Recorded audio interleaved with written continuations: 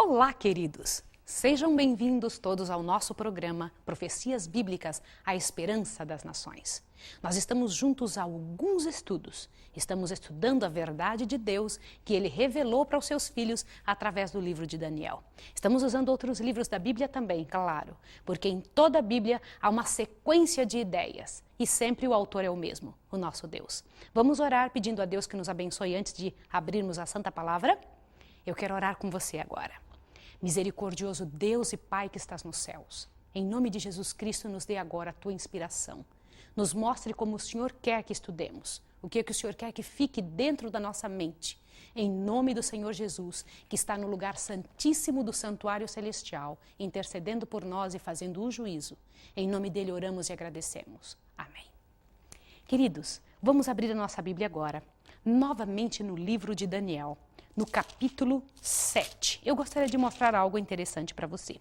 O nosso estudo de hoje vai nos revelar por que é necessário fazer a purificação do santuário. Por que é necessário isso? O que é que Deus queria, o que Ele desejava, o que Ele tensionava em nos dar esta informação? Dê uma olhada aqui na sua Bíblia, em Daniel 8, 13 e 14. Por que precisa de purificação o santuário? Qual é a necessidade de que o santuário se purifique? Eu gostaria que você prestasse atenção em alguns detalhes. Primeiro, antes de você observar Daniel 8, 13 e 14, eu queria que você tivesse em mente que nós vamos estar falando do santuário não da terra, porque o santuário da terra em 1844 já não existia mais. O último santuário do povo judeu foi exterminado, foi destruído no ano 70 depois de Cristo por Tito, o imperador romano. Ok? Guarde isso na sua mente. Então vamos dar uma olhadinha em Daniel 8, 13 e 14. Dê uma olhadinha aqui para que você possa observar o que o Senhor Deus disse através da boca do anjo. Depois ouvi um santo que falava e disse outro santo àquele que falava: até quando durará a visão do sacrifício contínuo, da transgressão assoladora, para que seja entregue o santuário e o exército a fim de serem pisados? E ele me disse: até 2.300 tardes e manhãs e o santuário seria purificado. Nós estudamos no estudo anterior a respeito disso. Como fazemos essa contagem desses 2.300 anos? Porque em profecia, dias são anos. Nós sabemos disso. E eu preciso lhe perguntar: qual é a razão do chifre pequeno? Qual é o motivo que o chifre pequeno estava envergonhando o santuário? Volte à página em Daniel 8, verso 11 e 12. Dê uma olhadinha a razão pela qual o santuário precisa ser purificado. Sim, ele, o chifre pequeno, se engrandeceu até o príncipe do exército. Quem é o príncipe do exército? Dele tirou o sacrifício contínuo e o lugar do seu santuário lançou por terra, lançou a verdade por terra. O que significa isso? Eu quero que você veja isso por passos. Aqui existem algumas informações muito sérias.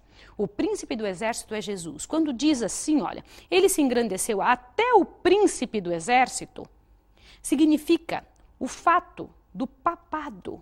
Porque você sabe que o chifre pequeno é aquele que veio após Roma dos Césares. Quem veio após Roma dos Césares foi o governo papal, ou Roma papal, tá bem?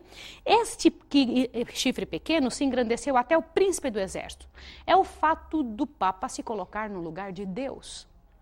Isso é dito pela Igreja Católica, que quando o Papa está presente é como se fosse o próprio Deus na terra. Isso é uma blasfêmia, isso é coisa muito séria. Aí você pode me dizer: Maísa, mas por que você está dizendo isso contra a Igreja Católica? Queridos, em todas as igrejas há muitas pessoas sinceras. Você pode ser uma delas, e eu louvo a Deus por isso. Mas o fato de dizer que existe alguém nessa terra no lugar de Deus é uma blasfêmia imensa, e todos nós, seres humanos da terra, temos que concordar com isso.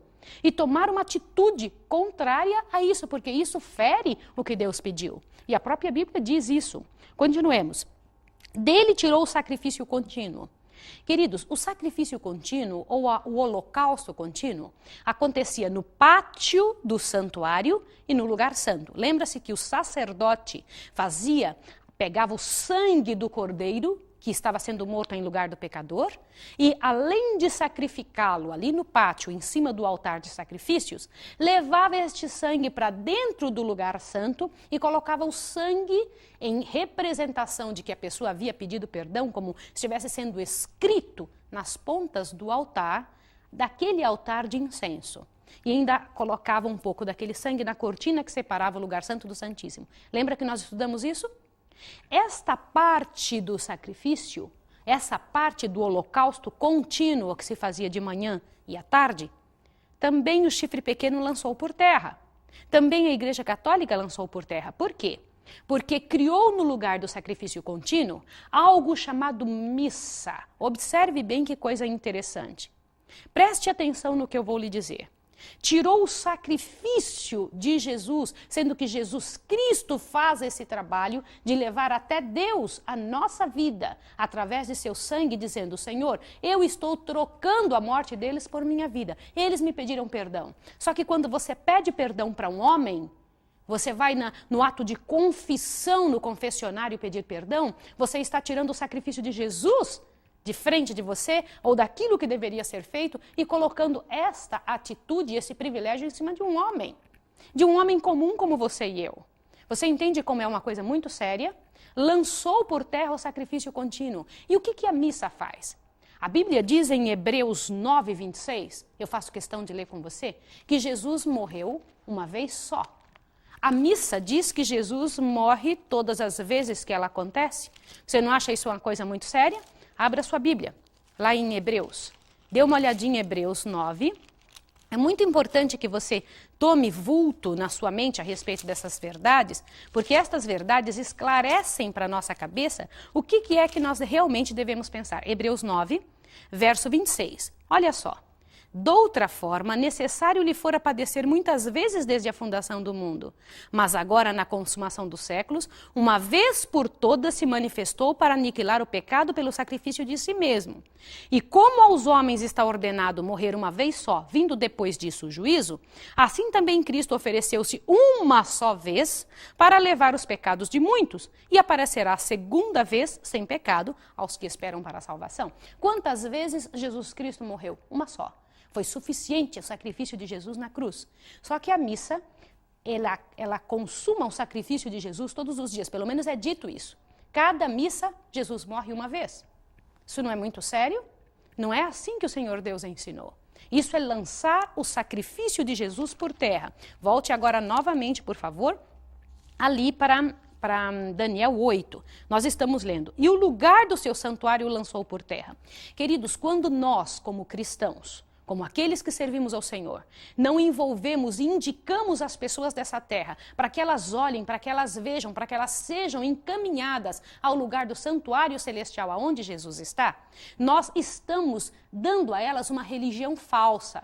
Porque a verdadeira religião indica o filho, o pecador, aquele que necessita, para o único lugar onde ele tem perdão, o único lugar onde tem solução à vida de pecado dele. E o único lugar que tem solução para a vida do pecador é onde Jesus se encontra, que é o autor de nossa salvação. É ali que ele está intercedendo por nós e é para lá que devemos encaminhar as nossas orações. Hoje, quando você for orar, você deve orar em nome de Jesus que está no lugar santíssimo do santuário celestial. Isso é algo muito sério. Porque Jesus está ali por mim e por você. Isso é uma realidade muito séria. E foi isso que o chifre pequeno fez, lançou essa verdade por terra. Porque as pessoas são indicadas a lançar as suas orações para um homem, para uma pessoa, para alguém desta terra. E não é isso que Deus pede. Compreendeu a minha pergunta? Vou lhe fazer outra pergunta. De quem que esse chifre pequeno recebe força? Dê uma olhadinha aqui em Daniel 8, verso 24. Grande será a sua força, mas não de si mesmo. De quem que o chifre pequeno recebe força? O que você vai ler agora na Bíblia é extremamente sério. E eu gostaria de lhe pedir desculpas antes de ler, porque eu sei que é uma coisa que fere muito o coração das pessoas. Porque quando elas leem, elas se assustam, porque são sinceras, passaram a vida toda acreditando em alguma coisa ou alguém que lhe parecia tão caro, que lhe parecia tão certo. Às vezes porque o pai, a mãe, a família sempre foi desta religião ou sempre seguiu o papado, eles creem que esta é a maneira correta de viver. Mas, queridos, o que você vai ler é uma coisa muito séria. A Bíblia diz que esse chifre pequeno, ou seja, o papado, recebeu força, mas não de si mesmo. De onde foi esta força? Apocalipse 13, por favor. Dê uma olhada, por gentileza. Eu preciso que você veja. Apocalipse 13, e dê uma olhadinha, coisa muito séria. Verso 4. E adoraram, falando a respeito da besta que sobe do meio do mar, a que tinha 10 chifres, 7 cabeças, e sobre sua chifra 10 diademas, esta besta, que faz com que toda a terra se maravilhe após ela, que corre perseguindo o povo de Deus, esta, dê uma olhadinha, adoraram o dragão que deu autoridade à sua autoridade.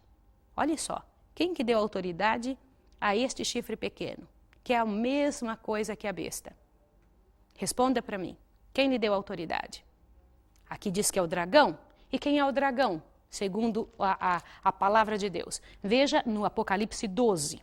Apocalipse 12, verso 9. E foi precipitado o grande dragão, a antiga serpente que se chama Diabo e Satanás, que engana todo mundo.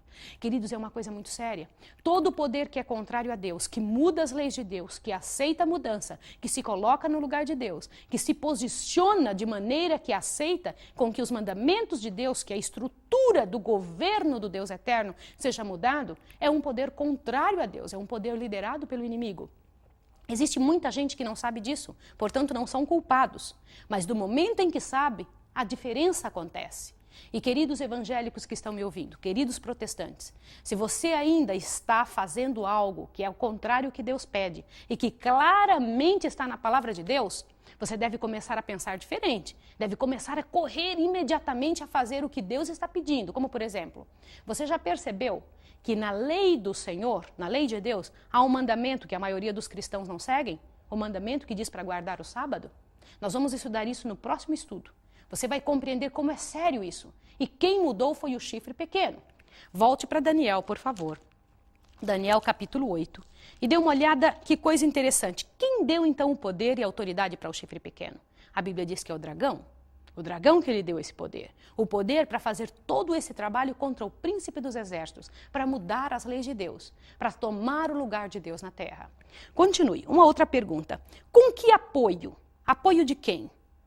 Ele é apoiado por que tipo de poder nessa terra? Apocalipse 17. Dê uma olhadinha, por favor. Vai lá em Apocalipse novamente. Lembra-se que eu falei para você que o livro de Daniel e o livro de Apocalipse são gêmeos? Lembre-se disso? Apocalipse capítulo 17, verso 3. Olha só. Então o anjo me levou em espírito a um deserto e vi uma mulher montada numa besta escarlate que estava cheia de nomes de blasfêmias. Tinha 7 cabeças e 10 chifres. Mulher em profecia é o quê? Igreja. Mulher em profecia e igreja. E nós vamos ver algo interessantíssimo sobre uma igreja pura e uma igreja prostituta, que Apocalipse fala, e que Daniel também cita resquícios interessantes em Daniel 11 sobre isso. E nós vamos ver daqui para frente. Mas a Bíblia diz que a igreja prostituta estava em cima deste poder, desse chifre pequeno, ou seja, da besta. Não é muito sério? Que igreja é essa prostituta que aceita qualquer coisa errada dentro do seu espaço? Erros chamados tradições. O que Jesus diz a respeito dessas tradições? Você gostaria de entender? Às vezes a gente fala, não, mas eu faço isso porque é a tradição da minha igreja. O que Jesus diz a respeito disso? Isso é muito sério você pensar. A Bíblia compara esse tipo de atitude desse chifre pequeno com o quê? Ezequiel 23, 37. Vai lá para o livro de Ezequiel, um pouquinho antes de Daniel, você encontra o livro de Ezequiel. O capítulo 23, você vai ver uma coisa interessante que Deus diz ali. Ezequiel 23, 37. Dê uma olhadinha, que coisa séria isso daqui. Olha o que Deus compara. Elas adulteraram, e sangue se achou nas suas mãos, e com seus ídolos adulteraram. E até seus filhos que de mim geraram fizeram passar pelo fogo para se consumirem. Ainda isso me fizeram. Leia o verso 38. Olha que sério. Contaminaram o meu santuário no mesmo dia e profanaram os meus sábados. Havendo sacrificado seus filhos aos seus ídolos, vieram ao meu santuário no mesmo dia e o profanaram. Assim o fizeram no meio da minha casa. Você entendeu como é sério profanar o santuário de Deus? Fazer o que Deus não pede, transgredir os seus sábados. Isso foi o Deus eterno que falou. Queridos, nós precisamos tomar noção destas coisas. Perceber o que é que Deus espera de nós. Eu vou lhe fazer outra pergunta. No passado, por que é que o santuário precisava de purificação? Aquele santuário lá do deserto, do povo judeu. Por que ele precisava de purificação? Para que você entenda por que precisa de purificação o santuário do céu. Veja em Levítico 16, vai lá para trás na sua Bíblia, onde é relatado o que acontecia no santuário do povo passado. Levítico 16, versículo 16. Dê uma olhada por que precisava de purificação. Você achou? Levítico 16, 16? Olha o que diz. Assim fará expiação pelo santíssimo lugar, por causa das impurezas dos filhos de Israel e de suas rebeldias, segundo todos os seus pecados. Procederá da mesma forma para com a tenda da congregação que está entre eles, no meio das suas impurezas. Você entendeu? Era por causa daqueles pecados que ficavam marcados durante o ano inteiro, ali na presença de Deus, representando os nossos pecados que sobem perante o céu. O Senhor Deus leva os pecados dizendo, aqui estão os pecados do povo que eu perdoei. E o Senhor Deus precisa eliminar aquela coisa. Diga que eu vou lhe fazer uma pergunta. Você acha que Jesus é o responsável pelos nossos pecados? Não. Jesus é o nosso advogado. Ele é o nosso redentor. Ele não é o responsável. Quem é o responsável pelos nossos pecados? É Satanás, é claro que é. Então, quem tem que receber os pecados depois de perdoados? Jesus perdoa, resolve o nosso problema, mas ele tem que devolver para quem é o dono. Quem é o dono do pecado? Você vai ter que receber a paga disso que você fez eles fazerem, disso que você originou, esse pecado que você originou. Você entende que sério é isso? Isso é coisa muito séria. Volte para o seu livro de Daniel. Nós estamos nesse livro, estamos estudando estas verdades para que possamos entender. Então, o santuário precisava de purificação daqui da terra, porque ficava marcada a sujeira dos pecados, ficava maculado o santuário pelas iniquidades do povo. Então, eu vou lhe fazer uma pergunta. Que mensagem é pregada em Apocalipse 14, 6 a 7? Vai lá em Apocalipse novamente e dê uma olhada que coisa interessante. Apocalipse 14. Aliás, eu estava esperando o dia de poder falar para você a respeito disso. Apocalipse 14 tem uma das mensagens mais sublimes, mais impressionantes, que é preciso que o povo entenda. Se você é protestante e está me ouvindo, se você é um católico apostólico romano, se você é espírita, se você é judeu, seja de qual for a religião que você pertença, em nome do Senhor Jesus Cristo, ouça isso que eu vou ler para você. Esta é a ordem do Senhor Deus para o povo que vive nos últimos dias. Leia Apocalipse 14, verso 6 em diante. É João dizendo o que ele viu.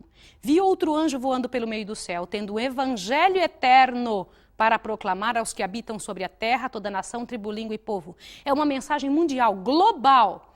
Que evangelho eterno é esse? Você fala, Maísa, é a morte de Jesus. Eu vou lhe dizer uma coisa. Pregar só que Jesus morreu não é o evangelho interno. Pregar só que Jesus morreu e ressuscitou não é o evangelho eterno. Você tem que pregar todo o trabalho que Jesus está fazendo. Hebreus esclarece o que Jesus está fazendo agora no céu. Veja o verso seguinte, dizendo com grande voz, este anjo que nos é mostrado aqui, que saiu falando para o mundo inteiro, é representação de um povo. Veja o que diz o verso 7, dizendo com grande voz, não baixinho, com grande voz, temei a Deus e dai-lhe glória, ao Deus eterno, não a um Deus dessa terra. Dai-lhe glória, porque é chegada o quê? A hora do seu juízo. Que hora é essa? É 1844. Haveria um povo que sairia dizendo isso. Nós já estudamos que a hora que começou o juízo no céu é a hora de 1844. E adorar aquele que fez o céu, a terra e o mar e a fonte das águas, queridos. Isso é grandioso, muito grandioso. Nos ensina a adorar o Criador de todo o céu, não um Deus qualquer. E dizer abertamente que o Senhor Deus começou o juízo. Você está disposto a fazer isso? Essa é uma ordem divina. Você tem que estar no meio desse povo. Você tem que estar no meio do povo que vai dizer isso. E descrito aqui em Apocalipse, é um anjo especial, um mensageiro especial. A palavra mensageiro, a palavra anjo quer dizer mensageiro. Um povo mensageiro que sairia falando isso. E para você descobrir essa questão aqui e adorar aquele que fez o céu, a terra e o mar e a fonte das águas, você tem que ir lá para Gênesis. E indo em Gênesis você descobre uma coisa interessantíssima que está no início do livro de Gênesis. E eu vou ler isso com você assim que estudarmos qual foi a lei principal que o inimigo destruiu da lei de Deus. Você precisa saber disso. Volte para o seu livro em Daniel. É muito importante que você esteja com sua mente centrada nestas verdades, porque o Senhor Jesus disse que nos últimos dias nós teríamos que entender estas verdades do livro de Daniel. Queridos, agora dê uma olhadinha, por favor. O que a nossa Bíblia diz é, quem é o juiz deste momento de julgamento? Aí na sua Bíblia em Daniel 7, lembra que apareceu um julgamento? Lembra disso? Nós lemos juntos. Volte a sua Bíblia um pouquinho em Daniel 7, quando Daniel estava vendo os 4 animais simbólicos, leão com asas, o urso com 3 costelas, nós já estudamos, o leopardo com 4 asas e aquele animal terrível, espantoso e de 10 chifres, lembra? Um animal com 10 chifres? E saiu um chifre pequeno no meio da cabeça do animal terrível, espantoso, que derrubou 3 dos chifres, e quando ele estava olhando foi chamada a atenção dele para algo que estava acontecendo no céu. Ele viu o ancião de dias, o pai se assentando, o filho de Deus se achegando até ele e de repente algo grandioso aconteceu. Assentou-se o tribunal e abriram-se os livros. Quem é o juiz deste julgamento que Daniel viu em Daniel 7, de 9 a 11? Aonde? De 9 a 10. Quem é este juiz? Dê uma olhada interessante que você precisa saber disso. Daniel 7, 22. Dê uma olhadinha. Lê comigo. Daniel 7, 22. Até que veio o ancião de dias, e foi dado o juízo aos santos do Altíssimo, e chegou o tempo em que os santos possuíram o reino. O juiz é o nosso Deus. Não é fantástico isso? Ele vai dizer, através das coisas escritas, aliás, Deus não precisa de nada escrito, Ele já sabe quem está perdido, quem está salvo. O Senhor Deus sabe exatamente quem está corretamente vivendo nessa terra. E nesse julgamento, começa com quem? Quais são os primeiros nomes que se veem ali? Lê lá 1 Pedro 4,17. Outra coisa interessante que você precisa ver.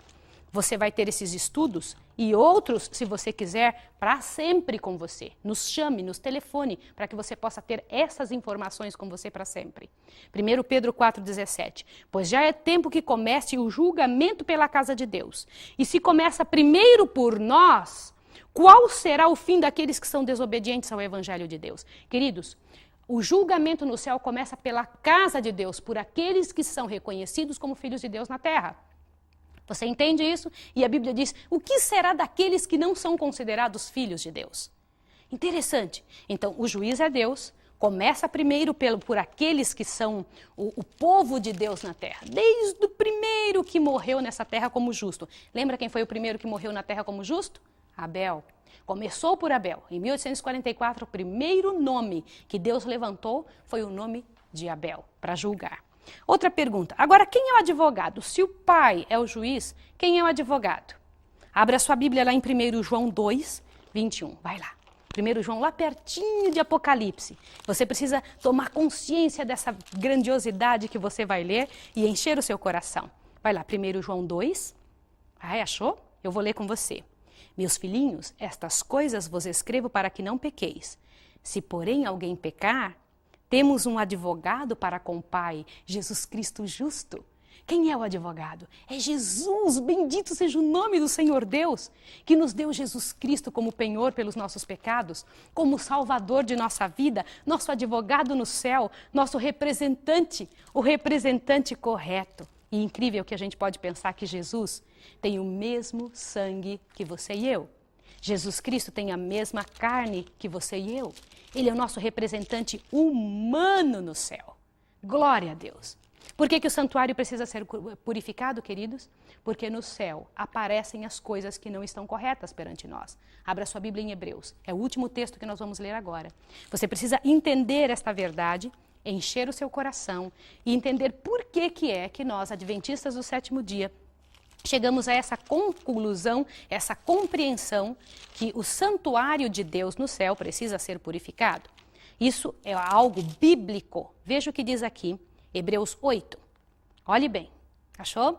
O ponto principal do que estamos dizendo é que temos um sumo sacerdote tal, que se assentou à destra da majestade nos céus, como ministro do santuário e do verdadeiro tabernáculo que o Senhor fundou e não o homem. Então Jesus entrou ali. Leia todo o capítulo 8, o capítulo 9, e você vai ver algo interessante. No capítulo 9, você encontra, capítulo 9, verso 11. Mas Cristo, tendo vindo como sumo sacerdote dos bens já realizados, por meio de um maior e mais perfeito tabernáculo, não feito por mãos, isto é, não desta criação, está falando abertamente do santuário celestial, e não por meio de sangue de bodes e de bezerros, mas de seu próprio sangue, entrou nos santos dos santos uma vez por todas, havendo obtido uma redenção. Olha que interessante aqui. Agora, veja o verso 23 em diante. Era necessário, portanto, que a figura das coisas que estão no céu se purificassem com tais sacrifícios, mas as próprias coisas celestiais com sacrifícios superiores a estes. Queridos, por que aqui diz que as coisas celestiais precisam ser purificadas? Você viu de onde estamos tirando essas informações? A Bíblia inteira, ela não se contradiz. Veja o próximo verso de Hebreus 9, verso 24. Pois Cristo não entrou em santuário feito por mãos, figura do verdadeiro, porém no mesmo céu, para comparecer agora por nós perante Deus. Olha que bonito. Jesus está lá no céu, fazendo expiação por mim e por você. Olhando nome por nome, cada nome que é levado, trazido à pauta, Jesus Cristo se coloca ali porque são nomes dos santos, dos filhos de Deus. A Bíblia diz que começaria pelos que são chamados filhos dele. Depois nós vamos entender quando vai ser o julgamento dos ímpios, tá bem? No próximo estudo você vai entender quando Deus vai julgar os ímpios. Nós estamos juntos nessa batalha, você não está sozinho. Nós fazemos parte de um povo e eu quero que você faça parte desse povo também. Estamos juntos, vamos orar juntos, vamos pedir a Deus que te abençoe. Eu quero orar com você agora. Misericordioso Deus e Pai, louvado, bendito seja o teu nome, pela graça e pelo poder do Senhor Jesus Cristo, aquele que tu levantastes, Pai de amor, nesta terra, para que fosse o penhor de nossa salvação. Obrigado por ter entregado o seu Filho. Obrigado e aceitamos o sacrifício de Jesus. E queremos te pedir que o nosso nome ali, Senhor, seja passado pelo nome de Jesus. Em nome de Jesus Cristo, que ao ouvir o nosso nome, o Senhor possa ouvir o nome de Jesus vindo na frente. Em nome dele rogamos e agradecemos e enviamos pela fé nossa oração para o lugar onde Jesus está por nós, no lugar santíssimo do santuário celestial. A oramos e agradecemos. Amém. Que Deus abençoe você e até o próximo estudo.